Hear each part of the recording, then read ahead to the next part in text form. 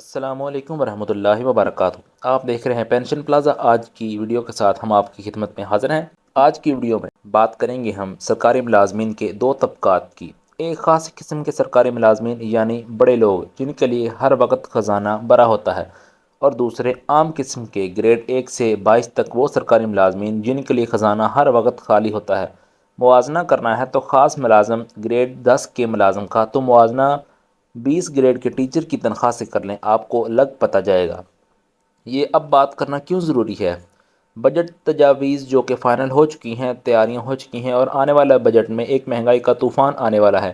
سب سے زیادہ جو متاثر ہونا ہے وہ عام قسم کے سرکاری ملازمین اور جو چھوٹے لوگ ہیں جن کی صرف تنخواہوں پہ ہی گزارا ہے۔ ان کے لیے نئی نئی اسکیمیں بھی آ رہی ہیں، تو ابھی نہیں تو کبھی نہیں، کیونکہ سب سے بڑا مطالبہ تنخواہوں میں تفریق کا خاتمہ۔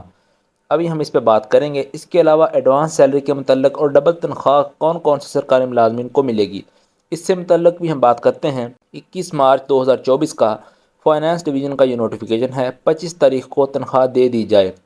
بل 26 تاریخ تک تو آپ کا معلوم ہے کہ یہ رول ہے، اگر 20 سے 30 کے درمیان عید آتی ہے تو پھر تنخواہ یا پینشن ایڈوانس پہ ملتی ہے۔ ویسے فیڈرل اداروں میں 22 تاریخ سے تنخواہ ویسے ہی ملنا شروع ہو جاتی ہے۔ فیڈرل اداروں میں کچھ کی تنخواہ آ چکی ہے اور ایک روٹین ہے، لیکن جو لیٹر ہے یہ صرف ایسٹر کی وجہ سے ہے، جو کرسچن کمیونٹی ہے، لیکن دیکھا گیا ہے کہ عید کی وجہ سے تمام سرکاری ملازمین کو تنخواہ جلد مل جاتی ہے۔ تو ویسے یہ نوٹیفیکیشن 26 تاریخ کو کرسچن کمیونٹی کو تنخواہ دینے کا اور ہولی کے موقع پر سندھ گورنمنٹ کا نوٹیفیکیشن ہے۔ یہ 22 تاریخ کو تو ان کی تنخواہ آ چکی ہوگی۔ اور یہ ڈبل تنخواہ سے متعلق آپ کو بتاتے چلیں کہ ڈبل تنخواہ صرف ایک ہی نوٹیفیکیشن تھا سی ٹی ڈی اے کے ملازمین کے لیے۔ ہم نے آپ کو شیئر بھی کیا تھا۔ یہ خبر آئی ہے کہ جو فیسکو کے ملازمین ہیں ان کو ڈبل تنخواہ مل رہی ہے۔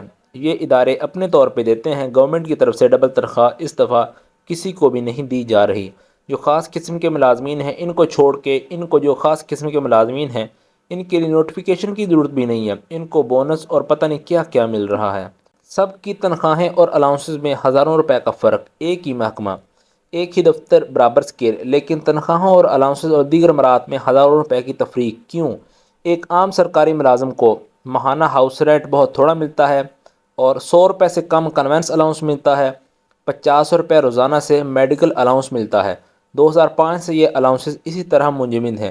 مہنگائی 2005 سے اب تک 1000% بڑھ چکی ہے، لیکن عام سرکاری ملازمین آج بھی یہ سب کچھ حاصل کر رہا ہے، کیونکہ اس ملک میں پالیسی بنانے والے خاص طبقے کو پروموٹ کر رہے ہیں۔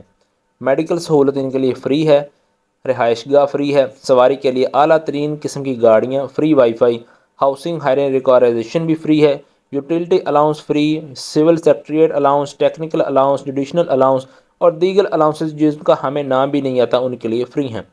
تنخواہ سے زیادہ ماہانہ الاؤنسز ان کے ہو جاتے ہیں، لیکن عام سرکاری ملازمین ان سب چیزوں سے محروم ہے۔ 30 سے 40 سال سروس کر کے اس ملک کے اداروں کو اپنی زندگی کی بہاریں وقف کر کے اس کو ریٹائرمنٹ پر صرف لیو انکیشمنٹ ملتی تھی، وہ بھی اب ختم کر دی گئی ہے۔ حالانکہ بھرتی کرتے وقت جو معاہدہ سرکاری ملازمین کے ساتھ کیا گیا تھا وہ 30 یا 40 سال سروس مکمل ہونے پر ختم کرنا کہاں کا قانون ہے اور کہاں کا انصاف ہے۔ اسی طرح قلیل سی رقم جو پینشن کی مد میں ملتی ہے، اس پر بھی کٹ لگانے کے لیے دن رات منصوبے بنائے جا رہے ہیں۔ حالانکہ پینشن فیکشن کے فارمولے کے ریٹ عمر کے ساتھ ساتھ کم ہوتے جاتے ہیں، جو 60 سال سروس مکمل ہونے تک نہ ہونے کے برابر رہ جاتے ہیں۔ اعلیٰ ایوان میں شامل تمام سیاستدانوں سے اپیل ہے کہ اس مسئلے کو حل کریں۔ لیو انکیشمنٹ میں کمی کا نوٹیفیکیشن واپس لیا جائے۔ اس کے علاوہ ہم آپ کو بتائیں کہ ملازمین کے بچوں کی جو پینشن ہے وہ ختم ہو گئی ہے۔ شہداء اور معذور اس چیز سے مستثنیٰ ہے۔ دوبارہ ملازمت پر پینشن یا تنخواہ لے گا، اس سے قبل ریٹائرمنٹ پر 3 سے 10% جرمانہ ہوگا۔ تو یہ بہت بڑی زیادتی ہے، تو اس کا کچھ نہ کچھ حکومت کو سوچنا چاہیے۔ ہاؤس رینٹ نئے پے اسکیل پر 60% تمام سرکاری ملازمین کو بلا تفریق ایک جیسے دیا جائے، اور تمام سرکاری ملازمین کو بلا تفریق ایک جیسے الاؤنسز دیے جائیں، اور سب سے اہم بات تنخواہوں میں تفریق کا خاتمہ کیا جائے۔ میڈیکل الاؤنس کم از کم 10,000 روپے ماہانہ کیا جائے۔ صحت کارڈ کی سہولت فراہم کی جائے جس میں ڈاکٹر کی فیس، چیک اپ، ٹیسٹ، آپریشن، دیگر سہولیات فری میسر ایک سرکاری ملازم کو ہونی چاہیے، کیونکہ الاؤنس روزانہ کم از کم 1 لیٹر پٹرول کے مساوی رقم فراہم کی جائے۔ جو کنوینس الاؤنس ہے جو 1 لیٹر پیٹرول ہے اس کے برابر کنوینس الاؤنس روزانہ کی بنیاد پہ دیا جائے۔ یہ بہت ہی مطالبہ سادہ اور بالکل جائز ہے۔ تمام کنٹریکٹ ملازمین کو بلا تفریق تقرری کی تاریخ سے ریگولر کیا جائے اور نئی بھرتیاں ریگولر کی بنیاد پر ہوں، لیکن جو نیا قانون آ رہا ہے اس میں کنٹریکٹ بیس شامل ہے، ریگولر بنیادوں پہ شامل نہیں ہے۔ کلاس 4 کو بنیادی اسکیل نمبر 5 دیا جائے۔ بطور جونیئر کلرکس پروموشن کوٹا 50% اور تعلیم میٹرک پاس رکھی جائے۔ ٹائم اسکیل کے نوٹیفیکیشن میں لفظ ٹائم سیم اسکیل تبدیل کر کے سیم پوسٹ لکھا جائے تاکہ زیادہ سروس والے کلیریکل سٹاف کو بھی 10 سال سروس کے حساب سے ٹائم اسکیل پروموشن مل سکے۔ جتنا ہم سرکاری ملازمین ٹیکس دیتے ہیں، اگر یہ سب مراعات دے دی جائیں تو ہماری رقم سے ٹیکس زیادہ نہیں بنتے۔ ہم امید کرتے ہیں کہ عام سرکاری ملازم کو مہنگائی کی چکی میں پس رہے ہیں، ان کی حالت زار پر رحم کرتے ہوئے ان کی مراعات کی منظوری دے دی جائے گی۔ تو یہ تھی آج کی ویڈیو۔ یہ آج ہم نے آپ کو ایک سرکاری ملازم کی فریاد سنائی ہے جو اس کے لیے بہت ہی جائز ہے۔ اگر یہ سب کر دیا جائے تو عام سرکاری ملازم کو اپنے حقوق کے حصول کے لیے کسی بھی احتجاج کی ضرورت نہیں پڑے گی۔ اب ہم بات کرتے ہیں ایک اہم فریضہ انجام دینے والے ایک ٹیچر کی۔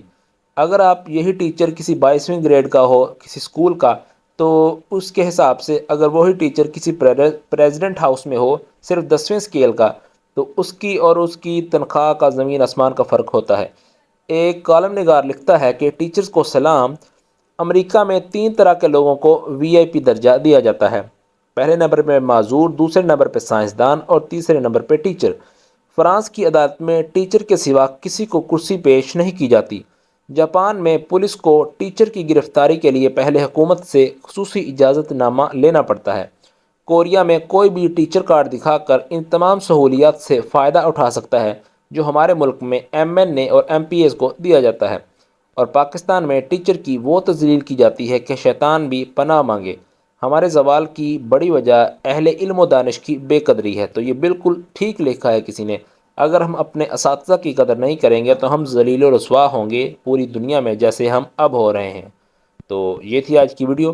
امید ہے آپ کو ویڈیو اچھی لگی ہوگی۔ چینل پر ہیں تو چینل کو سبسکرائب کریں، ویڈیو کو لائک کریں اور بیل آئیکن کو کلک کریں۔ ملتے ہیں نئی ویڈیو میں، تب تک کے لیے اونلی چینل کر لیں سبسکرائب پینشن پلازا۔ اللہ حافظ۔